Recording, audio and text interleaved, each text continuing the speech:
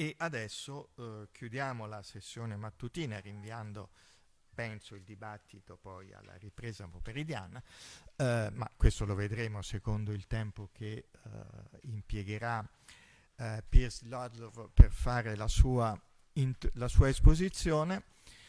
Piers Ludlow è professore alla London School of Economics a Londra ed è autore soprattutto di studi fondamentali sulla storia dell'integrazione europea, processo storico che ha esaminato da diversi punti di vista, con diversi approcci, ha studiato le forme, il cammino dell'adesione della Gran Bretagna alla Comunità Economica Europea, ha studiato il senso, il significato, l'impatto dell'integrazione europea nelle relazioni internazionali della guerra fredda, ha studiato la visione europea di De Gaulle e l'impatto che questa ha avuto sul processo di integrazione, e poco fa mi diceva che sta scrivendo un libro sugli anni della presenza della Gran Bretagna nella comunità e poi nell'Unione Europea, che sarà certamente un libro fondamentale come i precedenti. E quindi ecco, qui c'è un problema di espressione linguistica, perché Piers si è offerto di parlare sia in inglese o in italiano, quindi rimettendo un po' ai presenti la scelta. Eventualmente sarebbe disposta, collegata in remoto, Angela Romano, a fare una traduzione consecutiva nel caso ce ne fosse bisogno, se lui scegliesse di parlare in inglese. Però forse può parlare in inglese, penso dovremmo essere in grado di seguirlo senza bisogno di interventi esterni di traduzione. If you don't mind me speaking English, it'll be more elegant and probably clearer than if I speak in Italian. But do please, if I start getting carried away with what I'm saying and start speaking too quickly, wave your hands or something, and I will try and slow down. Well, first of all, thank you very much for that kind introduction, and thank you very much for the invitation. It's always a pleasure to come to Rome. And to Italy in general. This is the first time in the Fondazione Gramsci, but I hope it's not the last. Okay, what I'm going to try and do today, and I should perhaps begin by saying that I feel a little out of place, not just because I'm speaking English rather than Italian, but also because I really am not principally a scholar who looks at the far right. As explained, my interests have primarily been on the history of European integration, and as a kind of subset of that, the history of Britain's role within and sometimes outside the process of European integration. Now, as will become clear, there is a far-right dimension to that story, to the Brexit story, and so I think I have some relevant knowledge to bring to the table today, but I certainly wouldn't be able to match Frédéric in his detailed analysis of the ideas of the British far-right, nor perhaps the detailed thought about the think tanks, although I would, as the son of somebody who founded a think tank, I do know a certain amount about think tanks, albeit of the European variety rather than the American. Okay, so my starting point is perhaps a paradox. We were asked in this panel to think about the sort of international connections of far-right ideas and their spread. What I'm going to tell you today is in some ways a very national story. I don't think that UKIP and Reform has been a party that has either disseminated its ideas very widely or has been particularly voracious, particularly hungry in consuming ideas from elsewhere. If there has been consumption, it's been from the United States and from some of the right-wing thinkers who were mentioned in the previous talk by Mattia, and others like Steve Bannon and so on, rather than from the European far right. But despite this, in a sense, very national story that I'm going to tell you, what I'm going to suggest is that actually UKIP and today's Reform Party is in some ways made by Europe. It is something that has been, the UKIP story is one that has been fundamentally linked to the European story, or the Britain in Europe story, and indeed without the European dimension, I would argue that UKIP or Reform would not be in the position that it now is of potentially, I still think it's unlikely, but potentially transforming the right wing of European politics. Now let me go back a bit and look at the traditional position of the far right in British 20th century politics. In post-1945 Britain, the electoral system has not been, or the electoral sort of contest has not been a happy hunting ground for the far right. The far right has done very, very badly. It's never held a political seat in the whole post-45 period. It won occasional things like the National Front, won occasional local election victories, so there were a few councillors and others, but it was pretty much kept out of the political mainstream the whole way through. Likewise, the British National Party, which in the 1980s and 1990s replaced the National Front, was an electoral disaster area. Most elections, they lost their deposit. In other words, their candidate attracted so few votes that they had to pay, in effect, a penalty. In ideological terms, these right-wing groups, the National Front and the British National Party, were, I think, probably slightly less intellectual and sophisticated than their French equivalents, but they focused on the same kind of issues, particularly the fight against immigration, which, of course, in Britain of the 1980s and 1990s meant immigration from the Commonwealth. So immigration from South Asia, India, Pakistan, Bangladesh, or from the Caribbean, Jamaica, or from West Africa, Nigeria particularly. It didn't mean European immigration. I'll come back to that distinction later. But while the National Front did make occasional headlines, particularly through the violence of its protests, it was associated with with skinheads and with a particular form of violent protest, so it made the front page of newspapers quite frequently. It made next to no electoral impact. Ditto the British National Party. It was very, very much a marginal force. Has the microphone turned off? Oh no, you can still hear me, good. Okay.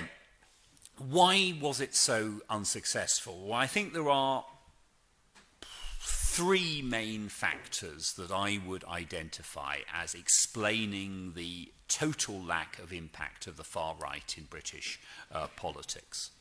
The first, and probably the most important, is the British electoral system. The way in which a first-past-the-post system that the British have penalises parties that are trying to fight on a national basis but have a smallish amount of support across the country rather than a really specific regional concentration. So you can win seats in Britain if you are, say, the Welsh nationalists or the Scottish nationalists, and you're only fighting a few seats and you can concentrate on those. It is much, much harder to be a small party which is fighting nationally. Because what you end up doing is you attract 5% of the vote across the board and you don't therefore win any seats. And that was the problem that far-right parties, it was also of course a problem that the Lib Dems or the Social Democratic Party and various others had. So it wasn't exclusive to the far-right. But the British electoral system penalises parties other than the two main parties, the Conservatives and Labour. So that was probably the biggest single factor. I think the second factor, which also helps explain... Ah sì, questo si è spento, questo computer qui, perché c'è... Okay, because there was a... Okay. But the second factor was the very successful nature of the Conservative Party. And the Conservative Party of the 20th century, and as I will explain, this has arguably changed, the Conservative Party of the 20th century was a very broad church party. It was a party that went from a really kind of centrist group in the middle of British politics right the way through to some pretty hard right viewpoints. And so a lot of people who in a setting, in a continental European setting, in Italy or in France or in Germany, would have found their political home within a far-right party, in Britain found their political home within the Conservative Party. But within the Conservative Party, their views were diluted, marginalised, tamed, if you want. If you were an aficionado of Conservative Party politics and you went to certain groups and you went to certain dining clubs or whatever, you would hear some pretty far-right views. But once people stood up in Parliament to speak, once it came to a case of writing a national manifesto, these very right-wing views were diluted in a major fashion, and the views that emerged were instead much more centrist, much more moderate, etc., etc. And the success of the Conservative Party and the impossibility of gaining power through the British electoral system meant that it wasn't very attractive for any of these right-wing Conservatives to go off and form an independent party than the Conservative Party. It was much better to stay inside and to hope to win the battle of ideas within the party. And then finally, I think there was in British society, and of course this is not unique, this exists in other countries too, but there was in British society and in the British press a very strong stigma against far-right views, and particularly racist views. And you see this in the way in which a figure like Enoch Powell, famously a former Conservative minister, in many ways a kind of major intellectual figure, somebody who in many ways was a very popular politician. In the early 70s, it is often claimed he is the most popular of British politicians. But once he comes out in the late 1960s with a famous speech called the Rivers of Blood speech, in which he talks about the terrible effects of immigration on British society, he's in a sense put beyond the political pale. He's made untouchable. Nobody can have him in their government. Nobody can make him minister because his views are unacceptable. So even somebody like him, who was in many ways not an extremist, although some of his ideas were quite extreme, he gets marginalised as soon as he gets dubbed a racist, as soon as he gets dubbed a figure of the far right. And I think this explains why others chose to, in a sense, hide within the Conservative Party rather than venture out into the wider environment. Now, in the 1990s and early 2000s, with the rise of UKIP, this situation begins to change. And it changes because of the European factor. Now, UKIP was born within my own university, indeed within my own department. The founder, Alan Sked, was a colleague, he's now retired, was a colleague for many years, and he founded the United Kingdom Independence Party specifically as an anti-European vehicle. Alan Sked has views that are significantly to the right of mine, and so we disagree on many things, but he is not a far-right politician. He is not a racist. His views are much too nationalistic for my tastes, but nevertheless he's within the general sort of normal span of politics, except for this extreme anti-Europeanism. And so when it emerged, UKIP was not a far-right party. It was a party of the right, but it was a party that differentiated itself principally because of its anti-Europeanism. And it was, in its early days, pretty much a single-issue party. The only thing it stood for was getting Britain outside of the EU. That was all it had on its platform. It didn't really have other policies. It was a pressure group. It was a single-issue party. It was not a far-right party. And I think that fact helped give it a distinctiveness from the right of the Tory party, because although in the 1990s and the early 2000s the Tory party is moving away from its traditional pro-European position and becoming much more anti-European, its anti-Europeanism was still fairly moderate. It was critical of what Brussels was doing, but it still wanted Britain to remain a member. It was very much not a party standing for Brexit. The term Brexit hadn't yet been coined, but it was not a party that wanted withdrawal from the EU. UKIP did. So UKIP became the home of those who really wanted Britain to get outside, out of the European community. Now, I think this centering of the European issue, the fact that UKIP was focused just on Europe, meant that it avoided all of the stigma that is attached to far-right politics. It was not regarded as a far-right party because it was principally seen as an anti-European party. What happens in the late 90s, early 2000s is that people like Alan Sked, who'd founded the party, who have fairly moderate views except on Europe, get pushed outside.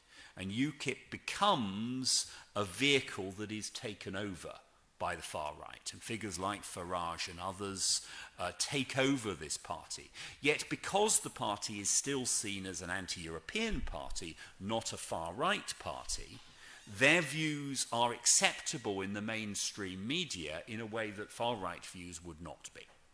And so Farage, when he becomes leader, is quoted much more easily in newspapers of the right, most of which are pretty Eurosceptic also. Now, he's quoted mainly about Europe, but he starts smuggling in other things as well. So in a sense, the camouflage of anti-Europeanism means that Farage is given a prominence, is given a respectability that he would not have been able to have had he founded a straight far-right party. And it means that UKIP can dress up its xenophobia, which is a general far-right xenophobia, as purely anti-Europeanism. It claims, oh, we're not racist, we just don't like the EU. So you've got the sort of anti-globalizing views that you were talking about, but coming in very much specifically directed at the European function. The second reason, so Europe in a way provides the camouflage, the screen which hides the extremist nature of UKIP as it begins to become a successful electoral force in the early 2000s. The second crucial factor, and the second reason why I would argue that UKIP, or the reform of today, is made by Europe, is the effect of the European parliamentary elections. Because in a British electoral system, a party like UKIP would have always struggled to win a parliamentary seat, and indeed it didn't do so for quite some time and still has a relatively small number. But in Britain, European elections are fought on a proportional representation basis. And therefore, for a party like UKIP, fighting the European elections became an obvious terrain. It therefore fairly quickly in the 2000s began to win seats in Strasbourg. And of course, with seats in Strasbourg comes not only more prominence and electoral success, but also crucially money. And the flow of European money into UKIP was absolutely fundamentally important. There's not, it does have some business donors and has managed to attract more over the years, and of course famously more recently there's been the offer of funding from Musk, but long before that European money was absolutely crucial in making UKIP a viable political party. And in the days when Alan Sked was running it, it was basically run on a zero budget. It was his pocket money or his salary as an LSE professor that was paying the party fees. Suddenly in the early 2000s, European money made UKIP. Now, of course, there are parallels with the French case. We were saying earlier, you could probably, if the British prosecutors had wanted to do this, they could probably have done a similar trial of UKIP's expenses as was done to Marine Le Pen, but that didn't happen. But that was the second way in which Europe, in a sense, made UKIP. Crucially, during this period, you also see the emergence of Farage. And Farage is a figure who, much as I dislike him, has a remarkable effect and a remarkable charisma. Basically, the British far right has not had a figure with comparable impact since Oswald Mosley in the 1930s. Farage is somebody who can say the unacceptable in ways that people want to listen to. I find him repellent, but nevertheless he has a magnetism on television, a charisma that is very, very effective. I think your point about the re and the pagliaccio captures it entirely. He does what the British often do when they want to say extreme things, which is he turns it into a joke. So he plays the fool, he plays the joker, but Boris Johnson, of course, famously tried to do the same thing. But Farage has this capacity to present pretty extreme policy positions as common sense, as something logical that you'd say to your mate down the pub, and it's stripped of a lot of its ideological scariness by the fact that it's coming out of the mouth of somebody like Farage. He has a capacity to sort of turn the extreme into the non-extreme sounding. As UKIP evolves in the early 2000s, it does begin acquiring a policy range that goes beyond Europe and that brings in, therefore, many of the elements that you would traditionally associate with a far-right party. It focuses on anti-immigration, on anti-globalization, but it also brings in anti-political correctness, nowadays you'd say anti-woke attitudes, skepticism towards climate change, a whole series of other things begin to get brought into the policy. Farage makes a big play of the fact that he likes a drink and he likes a cigarette, and he does all the things that you're not meant to do nowadays, so he plays on that whole set of agendas. The big other advantage, though, that UKIP has from 2004 onwards is the way in which you get a merger happening between European integration and immigration. In British politics, traditionally those two things had been separate. As I said, when the National Front fought against immigration, when the BNP opposed immigration, it was primarily talking about Commonwealth immigration. It was talking about people coming from India, from Pakistan, from Bangladesh, from Africa, from the Caribbean. Post-2004, post the decision by the Blair government of 2004 not to impose transitional limits on migrants from Eastern Europe, from the newly joined countries of Eastern Europe, suddenly the two issues, migration and Europe, which had traditionally been separate, begin to merge. Suddenly Britain has an influx of substantial numbers of European migrants for the first time.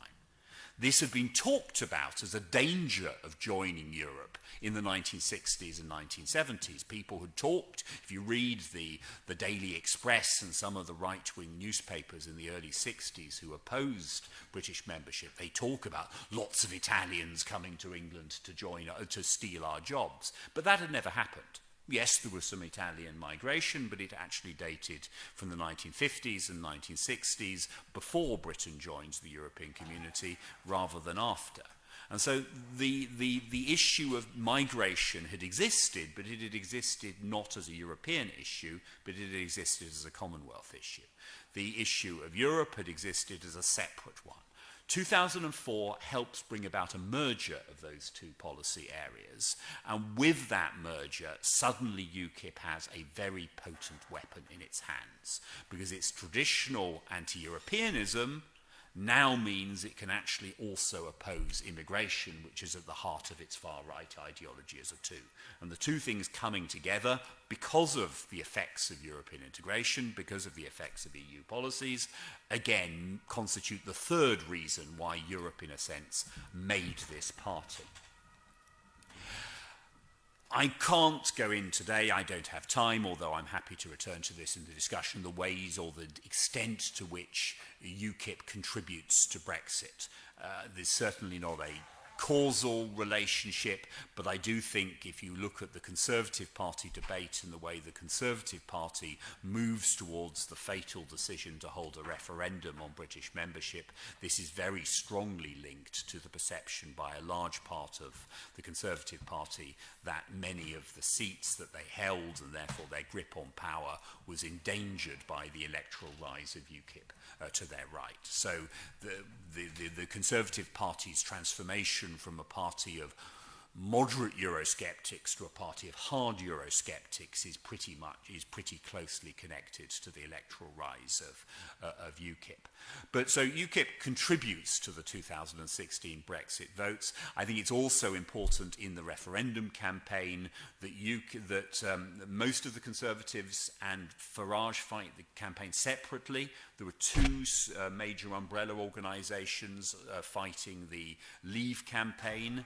And actually, although you would have thought that a split between the two groups would have been an electoral disadvantage, arguably it turns into an electoral advantage, because what happens is that the respectable politicians, I put that between inverted commas, like Boris Johnson and Michael Gove, but also some figures of the left, Gisela Stewart and others, can present the moderate Leave position, whereas Farage in the other grouping can say the things that are a little bit more outrageous. It's Farage, for instance, who famously uses or infamously uses a poster about Turkish accession, which has a picture of dark-skinned asylum seekers actually queuing somewhere in Eastern Europe, but nevertheless this poster is used to evoke the idea that all of these people will come to Britain unless we leave the community. Now that is pretty clearly racist, that's pretty clearly factually wrong, but the Johnsons and the Goves of this world can say, oh well, that's not our poster, that's not us, and yet the message that it conveys and the sort of the gut feelings to which it plays encourage people to vote the way that Johnson and Gove want. So it's to their advantage that they're kind of both separate but also on the same side as Farage. So there is a UKIP factor in the Brexit vote. But what I want to focus on instead is the way in which Brexit then in turn, the sort of post-Brexit political situation becomes a further way in which Europe aids the rise of UKIP and then briefly the Brexit Party and nowadays Reform. Because what Brexit does to British politics is a threefold transformation. Well, there are many, many other transformations, but I think three matter in the context of explaining the rise of UKIP and the rise of Reform. The first is that Brexit and I think still more, the period of political chaos that follows Brexit helps sap the authority and reputation of mainstream politicians in a way like nothing before had happened in British politics. It is in many ways the equivalent of the Italian early 1990s collapse of the Repubblica dei Partiti. Britain had not had that in the 1990s. It had not really had that arguably in the 20th century ever. And yet in the 21st century, you start getting the authority of the mainstream politicians falling away very rapidly. It's not just Brexit, of course, it's COVID, the parties in Downing Street, etc. But you have a period during which the authority of both Labour and the Conservatives ebbs away very, very substantially. And this creates a space in which somebody like Farage, who is not a normal politician, who has always made his reputation in talking differently from normal politicians, who is very rude about normal politicians, that space opens up for him because the authority and dominance of the previous political class falls away. Second factor that I think is important is that Brexit and the chaos it caused reinforce the crisis of the traditional recipient of protest votes within the British political system, namely the Liberal Democrats. In Britain, if you don't like Labour or Conservative, traditionally you vote for the centrist Lib Dems. That's the typical place you go if you want to register a protest vote. Now, the crisis of the Lib Dems begins in 2010, arguably when they enter the coalition government with the Conservatives. They get badly beaten in the 2015 election. But Brexit reinforces that because they're the most pro-European party in the post-Brexit environment. They just cannot regain votes in a major way. And so if you want to register a protest vote post-2016, you don't vote Lib Dem, you can't vote Conservative, you can't vote Labour, so where do you go? Well, UKIP offers you one possibility. But I think still more importantly, the Conservative Party loses its broad church nature during this period. What happens to the Conservative Party, to some extent under Theresa May, but still more obviously under Boris Johnson, is that basically it gets rid of half of its members. Not its normal members, but its parliamentarians. There is a purging of the Remainers, the purging of those who opposed Brexit. And in this period, therefore, the Conservative Party, which has always been this big party which spans the centre through to the far right, becomes much more a party of the narrow right and far right. And that, again, means that it leaves space for UKIP. Sort of the ability of this broad church party to hold a multiplicity of views disappears as the Conservative Party shrinks and becomes much more narrowly ideological. All of this means, therefore, that I think you can argue that in the British case, the chronology of anti-Europeanism and far right is in a sense stood on its head. In many European cases, and the French case fits well with this, you have parties of the far right that once upon a time were actually quite pro-European, albeit a Europe of a particular sort, which was not necessarily very much like the Europe of the reality, but nevertheless, ostensibly the Front National was pro-European. Then they became, and they were principally centred on things like anti-immigration, and then anti-Europeanism is added to that in the 1990s and the 2000s. In Britain, it's arguably the other way round. For UKIP, it starts off as an anti-European party, and far-right ideology then gets added to that. So it's an entirely backwards or upside-down approach compared to their far-right rivals. So I think you can say that the British populist right was made by Europe in a way that is not really the case for most other countries. And it means that rather than a question of influence and spread of ideas, what we were meant to be focusing on this in this seminar, I think you can actually talk about an international phenomenon, namely European integration, facilitating and making possible a very important domestic political transformation. So the international does matter, but not so much for its ideas, but for what UKIP originally fights against, for the funding that it offers, and from the chaos that it causes in mainstream politics.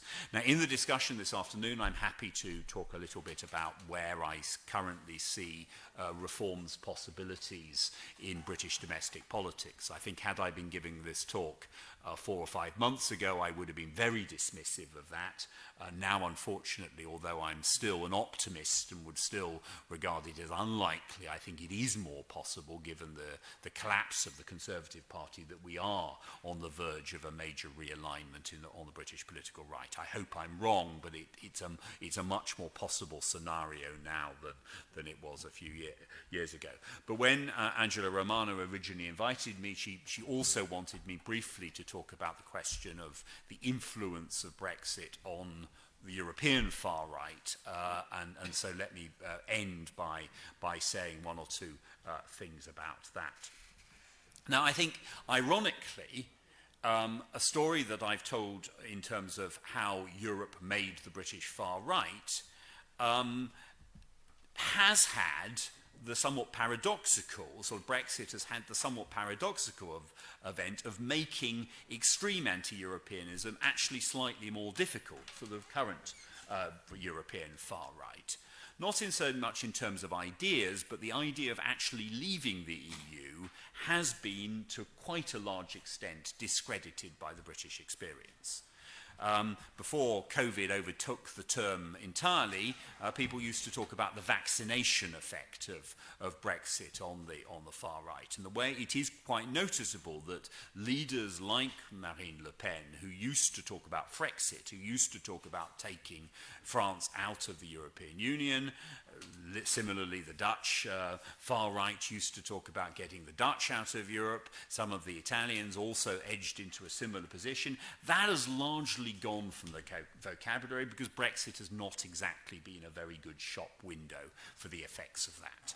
We don't need to go into the political chaos or the economic damage that it's caused, but it's pretty evident that that has not been a good idea. So while the mainstream continental European far-right parties, if that's not a contradiction in terms, while the principal far-right parties remain profoundly anti-European, their anti-Europeanism is now presented in terms of wanting to stay within the EU but change it fundamentally from within, which paradoxically actually puts them in a position very close to the British Conservatives before 2016.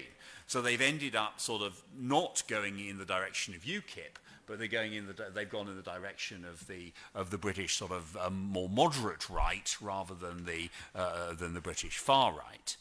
I think the other thing that matters in this case is not just the fact that there is in a sense, the bad example of post-Brexit Britain, but you can also argue that I think important for the from the point of view of far-right parties is in a sense the much more positive example of Orban's Hungary. Which manages to have the best of both worlds. It manages to have a fairly right-wing domestic program. It manages to say some extremely provocative, hard-right things, and yet remain within the EU, continue to receive substantial amounts of EU money, etc., etc. So much better to copy Orban than to copy the British example and actually cut yourself off from this funding and risk all of the political chaos that followed Brexit. So I think the Orban counter-example is as important as the Brexit vaccination effect. But I'd be happy this afternoon to think about this further, and I'd be very interested to hear what other members of this group have to say that. Finally, on this question of the flow of ideas, as I said, I don't really think UKIP or Reform or the Brexit Party have ever really looked to Europe as a source of ideas. I'm not certain they're capable. They don't read the languages that would probably be necessary. But I also don't think they're inclined to do so. It's true that over immigration policy there may be occasional glances at what the Danes or what the Italians or what others are trying to do to stop migration, but essentially there is very little flow of ideas across the channel towards the Reform Party. In the days of UKIP having members of the European Parliament, it is true that they did have to form a group within the European Parliament with some other far-right European groups. But I think that was a matter of parliamentary convenience. It was a matter of trying to ensure that they had the numbers to be able to aspire to membership of committees and possibly chairs of committees, rather than it being a matter of ideological mutual influence. And in fact, most of the evidence we have suggests that UKIP members were pretty terrible at ever going to Strasbourg. They very, very rarely spoke in debates. They had next to no, they were quite happy to take Strasbourg's money, but they otherwise did very little with it. So I really don't see an ideological cross-fertilization going on. Where there is cross-fertilization is clearly with the United States. It is very noticeable that at some of the National Conservative conferences that you're talking about, the both sort of UKIP and Reform members have been present, as well as some of the right-wing Conservative members. It's also clear that that there have been links between Trump and Farage, and between Musk and Farage, that are quite important. So there is an American influence. Some of Steve Bannon's ideas, some of these ideas have made it across in that direction. So if there's a flow of ideas, it's from America to UKIP reform. It's not from continental Europe to UKIP reform. So I don't think it fits entirely, but it does fit very much with what you're saying. What will be interesting, I think, to look to the future, not perhaps so much about reform's chances, but is whether the general sort of negative reaction of European voters to Trump begins to have a similar vaccination effect on parties like Reform, which at the moment are kind of pretty obvious in their adulation of Trump, but already you begin to see slight signs that they're realizing that this isn't necessarily a vote winner in a British context. So it'll be interesting to see whether that trend continues. But I will that's speculation on my part, so I will end there. So thank you very much.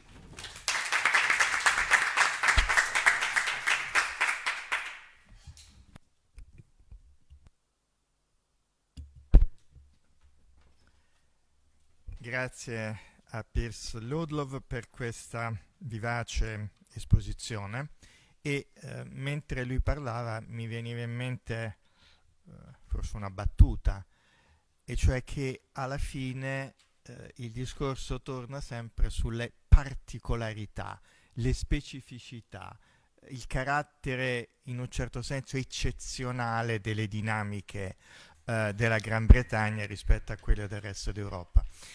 Quando lui appunto, notava come i temi che sono caratteristici dell'estrema destra europea, delle nuove destre europee, facciano presa in Gran Bretagna sull'onda però della questione Europa. Si aggiungono, mentre nel caso della Francia, ma anche di altri paesi, la critica all'Europa si aggiunge dopo a un patrimonio ideologico, di elaborazione, di idee preesistente. Però ecco, in qualche misura il caso britannico secondo me presenta degli addentellati con quelli di altri paesi. In che senso? Perché mentre in Italia e in Francia c'è un problema di genealogia, di rapporto con epoche precedenti e incarnazioni precedenti delle destre. In caso italiano è lampante, ma in fondo anche in Francia già il Front National si richiamava a esperienze precedenti. Il Rassemblement attuale è un'evoluzione del Front, non è la stessa cosa del Front National degli anni 70.